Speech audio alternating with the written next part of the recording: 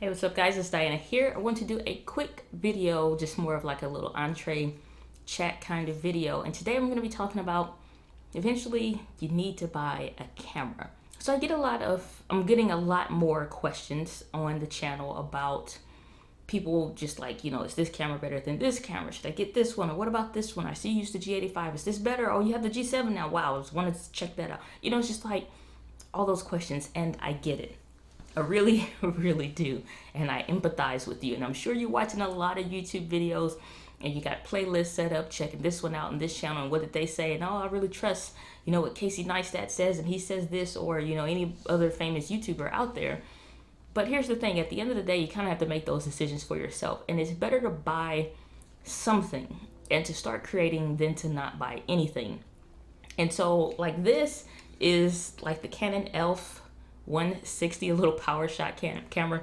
This is my first camera. It has the you can probably see where you get the face tracking thing or whatever, if you can see that. I think but either way, it's like you get the face tracking, no flip out screen. It does not check my list that I did in my last video. No flip out screen, no microphone jack like this Panasonic G7 that I'm recording on. And I'm even seeing these Panasonic G7s on Facebook Marketplace used for $300 and $400 really, more often than not. I pick it up in a heartbeat. Went to my local not camera store, but electronic store. They were selling off their Canon T6 stock. That was $358. If you don't have as much money as you want to get the exact camera that you want, yeah, you're going to buy something else, and you initially don't want to feel like you wasted your money, but at the same time, it's better to buy something and start creating and start generating some income here on YouTube in your business or what have you, especially if you're, frequent watcher and subscriber of this channel. It's better to start creating with something than to just be sitting and waiting and you don't have your channel set up yet, you don't have any videos created yet, and you haven't really made that push forward like you really want to. And I get that you have in your mind this high quality level, but at the same time, you have a whole learning curve, and no amount of watching YouTube videos fixes that. It's not until you get that camera in your hand and you can be like, oh, this is, oh, yeah, that's an issue. Let me fix this, and all kinds of stuff. So what really spurred that was seeing that camera, that Canon T6 at the store this weekend for $358. Also doesn't check off those boxes for, everything that I would want. But if I didn't have as much money as I wanted and I saw that camera, I would get it in a heartbeat. Has a microphone input, no flip out screen. I would figure out, something I could do to deal with that, make markers on my floor, or, line up the shot, keep the tripod and everything set up in that area or whatever, but create and go with it. It's better to have something and create than not to.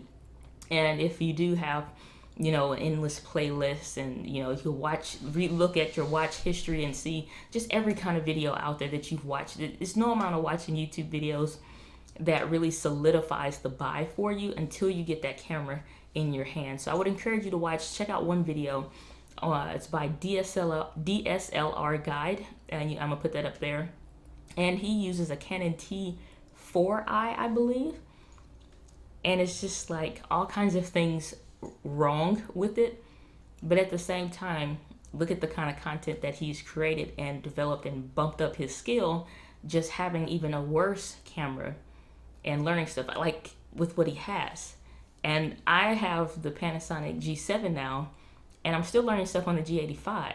I'm still learning things on the G7. And I've watched loads of videos on these, but it's not until you get these cameras in your hand that you learn this stuff for yourself and you figure out what your limitations are and what things you need to improve upon. So you'll always find something wrong with any camera on the market. And somebody left a comment about, the Sony's autofocus kills everybody else. It's like, who cares? It's like, who cares? If you don't have the camera to record with and create with, who cares? What difference does it make? Does Panasonic have the dual pixel autofocus? No, but who cares? I've made more money with this camera than, well, I can't say with the G85 because that's not true anymore. But it used to be that my older stuff, made more money than the newer stuff. So it doesn't matter. It doesn't matter. At the end of the day, the whole point of the video, at the end of the day, you need to start creating to start driving income and traffic to your business. It doesn't matter if it's with a cheap cell phone. It doesn't matter if it's with a point and shoot camera that doesn't meet all the requirements that you have. It doesn't matter if it's a Canon T6 that doesn't meet all the requirements that you have. And honestly, if I was thinking if I went back in time and, instead of, it was between the Canon T5i and Panasonic G7. And when I look at things in retrospect, it's like, would it have been a better experience had I not, got the Canon at first and I had went with the G7? I think that I would be the reverse and be like, well, I'm looking at Canon now, even though they don't have 4K, because I want to try the dual pixel autofocus and still find my way back. So I think it would have been maybe worse, but I'm not sure. I wonder, what do you think? So, but at the end of the day, I just want to encourage you guys, get out there, create something. I don't care what it's with or if it meets all the requirements, but get out there, create something, and do something awesome. So as always, my friends, live with passion. I'll see you guys on the next video.